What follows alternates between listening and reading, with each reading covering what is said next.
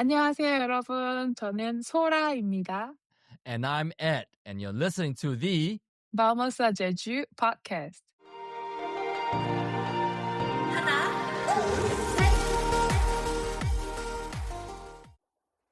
Hi, everyone. This is Sora. And today we're going to talk about the woman diver, Haenyeo, in Jeju Island. And especially when you travel inside Jeju Island, you're going to see a good place to learn about the culture of woman diver, Haenyeo. So before we start, I want to give you a brief concept of the Haenyeo. Haenyeo itself means sea woman. It is a profession that you go into the water and harvest the seafood. So today I'm going to talk with Ed, who finished the Ola Trail for a month for 427 kilometers, right? 437. Let's get it right. Oh, sorry. Sorry. Yes. Can you tell me about seeing the sea women while doing those trails? Yeah, so, when I was walking the Olay Trail, I tend to start pretty early in the day. And so typically by 7 o'clock, I'm already walking the trail. And if I'm lucky, I will actually see a whole group of Haenyeos either starting to go into the water or already in the water. And so you see them walking around in their orange and black wetsuits. And then you see the orange buoys and the nets. But why do you ask, Sora? Because we're going to talk about the place where you can learn about Haenyeo culture in Jeju. It's located in the northeast side of Jeju. Talking about the Haenyeo Museum, right? Near Hado area. The reason why we built this museum here in this place, it's because during the Japanese colony, lots of Jeju Haenyeo sea women, they start protesting the Japanese occupation. And then this was the place where they gathered together for those protests. So for this reason, we built museum here, and then we put all of the culture of woman diver in this museum. Because, even though you want to see them harvesting seafood or working in the ocean, it's kind of hard to spot them because they are working early morning. So if you still want to see those culture, then you have to go this museum. So this museum has 2 floors, and then on the rooftop, there's a viewing place. So you can see all of these beautiful beach, panoramic view. First floor, we're going to start from the traditional Jeju house in traditional Jeju village. So you can have idea of what was their life like. And also food of woman diver and even their outfits. Because on the second floor, you can actually see the change of outfit by time. Right. So I think what you're referring to is earlier I mentioned I saw them going into the water with their black and orange wetsuits. But they didn't have wetsuits 400 years ago. For that, they wore different outfits. I remember reading one section about how it was considered very scandalous back then for women to be wearing those kind of outfits. I'm not talking about bikinis or anything like that. It looks perfectly fine in the modern world. But back then in Confucian Korea, it was wow, this is a disgrace. Did I get that right? Because not everything was in English, so I had to translate some of it. Yes, but actually, long before they dived just naked, it was not a weird thing. So the Joseon dynasty, they sent a governor to Jeju. And then when the governor arrived and the women are not fully covered, they were shocked, right? And they forced them to wear something. And then that was those shorts and and I think it was long sleeve, right? Shorts and then long sleeve, and then sometimes they have a one strap only to hold out the blouse, and then they'll wrap their hair up in the same garment, and the material is quite thick. Yes. I don't think it was the most comfortable material to wear. I think if you go into the water and come out with that outfit, it's gonna be freezing. Yes. And heavy. And the water is already cold, so yeah, it's not going to be fun. One more thing I would like to mention about the Haenyeo Museum is that there's actually a trail that you can walk. I forgot. I think it's called the Haenyeo Sumisori Kil. I think you get to see different facets of the Haenyeo experience. And I don't know if it's part of the Haenyeo Museum, but it definitely starts and stops at the Haenyeo Museum. It's a walk that takes you to the Sehwa beach and then to the bulteok, the stone fireplace that they do meetings, and then it takes you through all the way to like a walled city or walled town. 하도 별광진. Hado, yeah, there, yes. And then it'll take you through inland, through some farms and stuff like that. So it really gives you a good view of what Haenyeos used to do. Okay, this is the beach where they went to the water. This is where they sat down to meet and clean their seafoods at the harvest of the day. Walk further on, you see the farms. What else about the museum really jumps out at you, Sora? So my favorite part of explaining things in the museum when I have guests, I'm so proud of the women divers Haenyeo community. They have their own union on each village and they work all together. So even though you're sick, you can't work, they will help you to to get some money for your family. And they put aside some amount of money to build a school or for the community. So I felt like those women, they are not selfish. They are community oriented. So they want to help each other out. That is my favorite part. I read a lot about how Haenyeo cooperative of each village or town they usually decide things together. They either try to agree and come to a consensus, or if there's a disagreement, they'll vote on it, which is, I guess, a kind of democracy long before Korea became a democracy. So you said that when you bring guests there, you feel like one of the things that really make you proud is how tight the community is and how they have each other's backs. What do your guests say? Like when you bring them there, what are their thoughts after having spent an hour or two at the Haenyeo Museum? Mostly they told me like it's amazing that those grandmas go to dive even they become 90 years old. Because I know one woman diver, she's 88 years old and she still goes diving and she feels free in the water. So this is one thing most of my visitors are amazed by. And the other thing is how harsh their life was. Can you say more about that? Like what aspects of difficulty do they face in their lives? Because at the end of the gallery, there are lots of video of interviewing of those old woman divers. And some of them, I remember, she told us she gave birth in a boat because she had a contraction in the water. So she asked for help coming out in the boat and then gave birth. I've read about how they will actually go diving even when they are due. But yeah, I didn't realize that one had actually given birth on the boat. I read about it in some books, but I thought it was fiction. I met one guy, the bus driver. He told me he's the son of woman diver and he was born that way. So I was like, wow. Right. And I know that in the bulteok, we should probably say what a bulteok is. It is basically a shelter by the water that's built using the volcanic stones, and it serves to shelter the women from the wind. It's a place where they set a fire and then they gather there before they go out to sea, and then when they come back, they gather there to have the conversations, process their catch, like clean out the seafoods and stuff like that.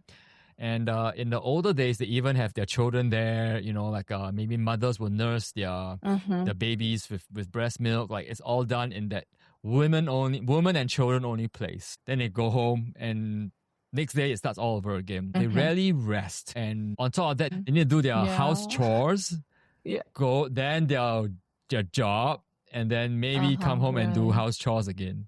Like that's a pretty long day. In Jeju, we have saying that it is better to be born as a cow than a woman in Jeju.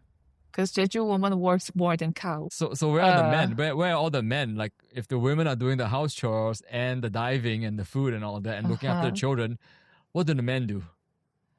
I'm not sure if it's okay to say this because I talk about this while I'm doing a tour, but lots of Jeju grandma told me, please do not marry Jeju men because Jeju men is known for lazy and lots of drinking and also gambling. Okay, then. I'm not sure if it's suitable to talk about this or not. So sounds like men in general. So, Yeah? I appreciate you being cautious about saying that, but I think you kind of described my father. So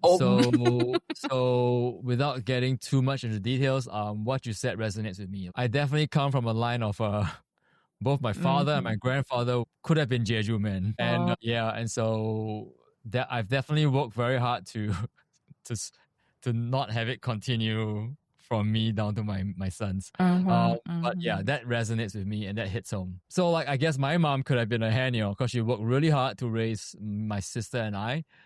I mean, she didn't go diving, but she definitely had to do the household chores by herself and then go to work as a teacher and then come home, have to take care of the kids again. That's why lots of people all around the world love the K-drama on Netflix, When Life Gives You the Tangerine, because we share those micro history. So I think that's why people felt similar. Wait a minute, but that husband No? in When Life Gives You Tangerines, Not that one, not that he one. was amazing. He was like one chick, like he was like Not the best husband Kwang-si. ever.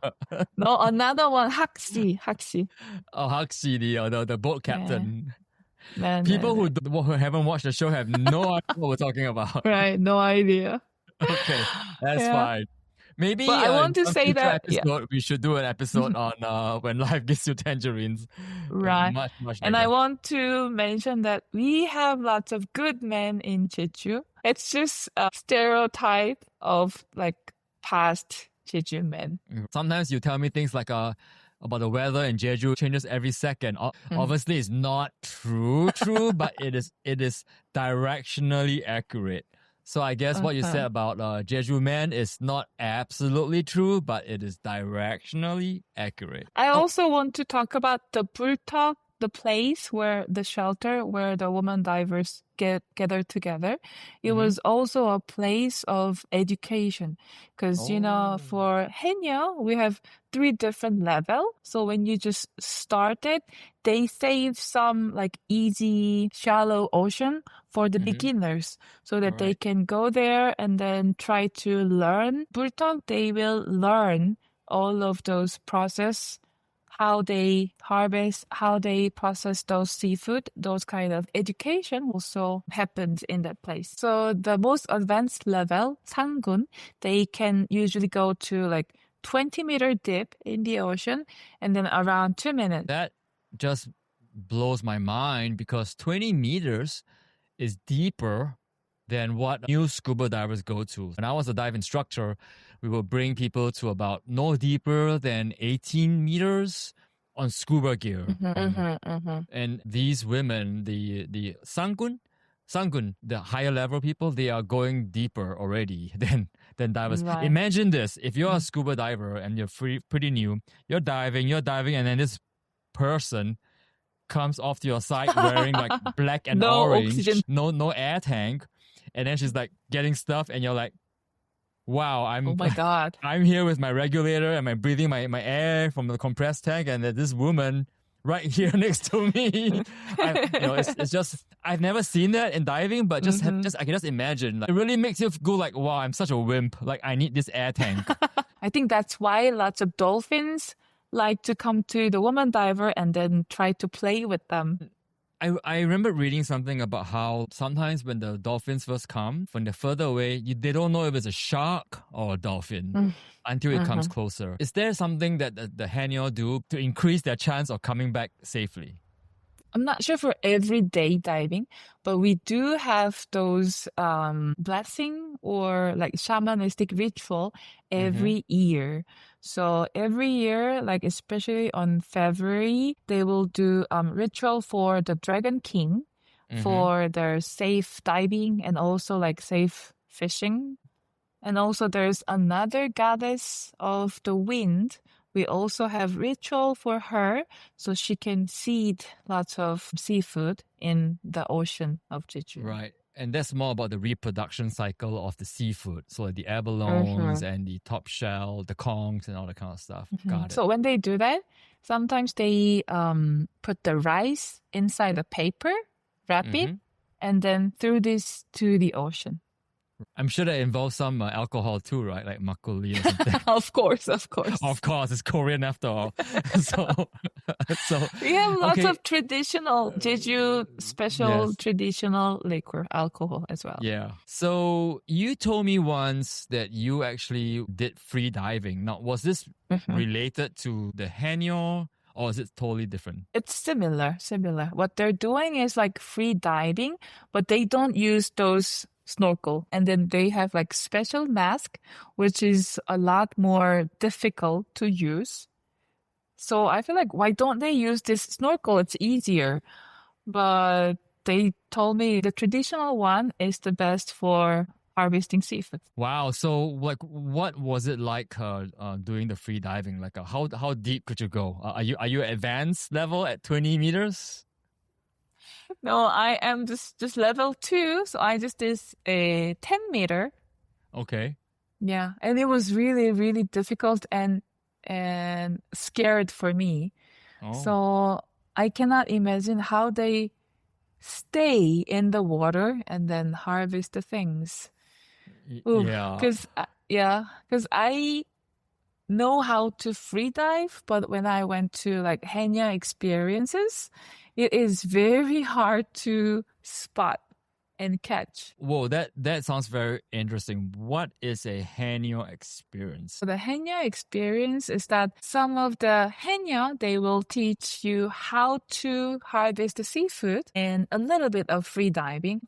And then you go into the seafood farm of their ocean, and then try to catch the seafood. I'm curious, when you say seafood farm, like in English, that Mhm. sounds like it is actually a farm underwater. Is that what you mean? Or does it just means like that's where they go and harvest things from the wild? Is it natural or is it done by people? The seafood farm.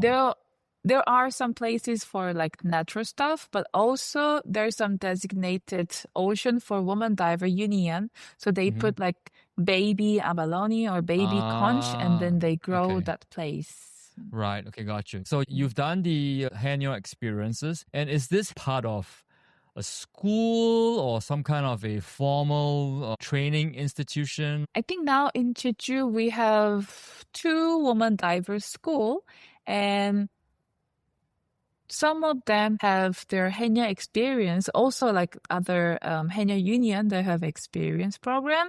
But we have 2 main woman divers school by the government. It's because now most of these Haenyeo, they are getting older and older, and we have significant decline of the number of woman divers now. But the thing is, we young women, we don't want to do like too harsh job for our life. So there are not many people who want to become a woman diver. So the government is Wait. So you're saying that modern why? Korean women don't want to do housework in the morning and then go out into the sea and dive in cold water all day and then come home and then do more housework and look after children? You guys are not signing up for that? Why? It No, sounds like no, a lot no, of no, no, fun. no, no, no, no, no, no, no, no, no.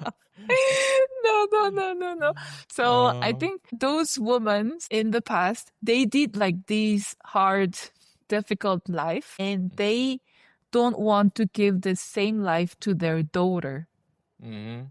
So it changed a lot. I think it's because of those moms. Because of that, lots of daughter who has their mom as a woman diver, they don't want to become a woman diver because they saw Right. all of these difficult life. So lots of woman diver, they sent their children, like especially daughter, to the university to have better life. So it changed it a lot. Mhm. Right. And sometimes they go all the way to Seoul, right? And then once Right. you study there and you work there and then maybe get married, you're not coming back.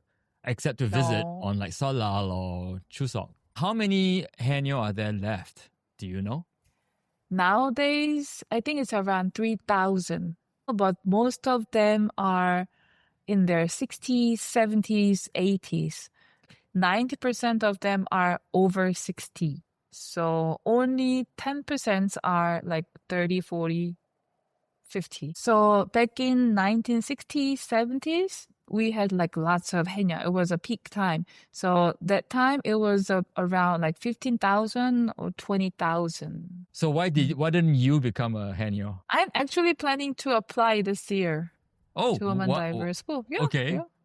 Oh, okay. So for the Woman Diver School, there's two different courses. The first one is for beginner.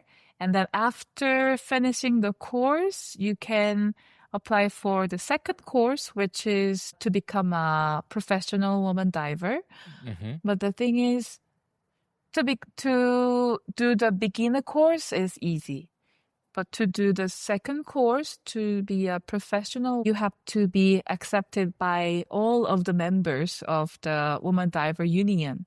So I it's see. kind of difficult if you are not from Jeju, or if you don't have a family member who was a woman diver. Sponsor you into the group. So here's a very stupid question. The training course is for women only, right? I think there are a Really? few What? men. Because we do have now Haenam. I just want to say, but actually we had the foreigner in the school.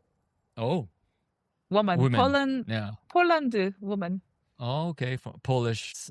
It's kind of sad that in 20, 30 years, the idea of Haenyeos will just become something that we see in the museums, or maybe like a small number who go out there and continue the practice for heritage and cultural reasons. But the concept of a Haenyeo actually harvesting seafood to support their family or to sell to the restaurants, like make living.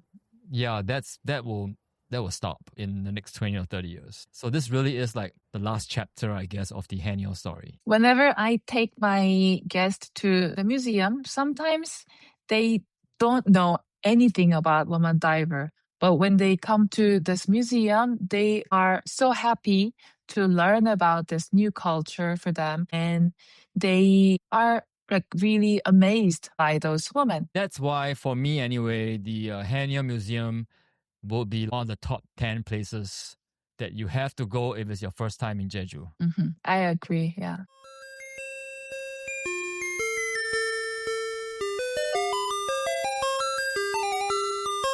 And now we've reached the part of our show where we're going to, as always, share some very useful Korean phrases that will be very helpful for when you visit Jeju and, of course, for the rest of Korea.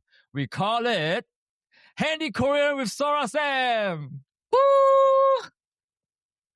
It's pretty sad when you need to cheer for yourself. So, Sora, what are we going to share with our audience today? Today, we gonna talk about how to get the attention. Like, excuse me, pardon me, like this. Usually we just say, 저기요, 저기요. How about if you're trying to pass somebody? So, when I was learning Korean, I was taught that even though in English you can just say excuse me, but depending on the context, in Korean we will say a different thing. If we're trying to get their attention, we will say 저기요.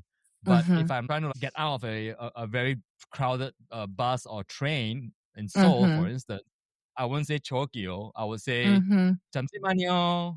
Right. Usually we say 잠시만요, 잠깐만요. So 잠시만요, 잠깐만요 literally means just a moment, a short time, just a moment, and then just please make me go out. 잠시만요, 잠깐만요. Yeah, let me pass you, or let me get by 맞아요. you. So I kind of want to link it back to our previous session of Handy Korean with Sora Sam, because last time we taught people how to say 이게 얼마예요. So now we can add it together, right? How would that sound if you add today's with last week's 이거 얼마예요, Sora? So you can just get the attention first and then ask the question how much. So you can say 저기요, 이거 얼마예요? 저기요, 티켓 얼마예요? 이거 얼마예요? 이거 티켓 얼마예요? So then I can say something like 저기요, 아이스크림 얼마예요? Again? 맞아요. I like 맞아요. my ice creams. If you would like to find out more about the phrases that we covered today, just 잠시만요 and 잠깐만요, as well as 저기요. to mean like different kinds of excuse me, just check out our show notes for more details. And if today's show has gotten you thinking like, I really want to say Jamsi Manyo in Jeju, we've got something for you. We've taken everything that Sora and I know about visiting Jeju as a DIY traveler, and we've put it into a 14-part email series. So to get that email straight to your inbox, just sign up at vamosajeju.com/start. And for the latest update, you can follow us, Vamos a Jeju, on Instagram, TikTok, and Facebook group. And finally, the best way for a new podcast like ours to grow is organically. So if you found this episode helpful, please share us with your friends. And who knows, maybe we will Vamos a Jeju together. And with that, all that's left for us to say is 안녕. 안녕. À prochaine fois. Hasta luego.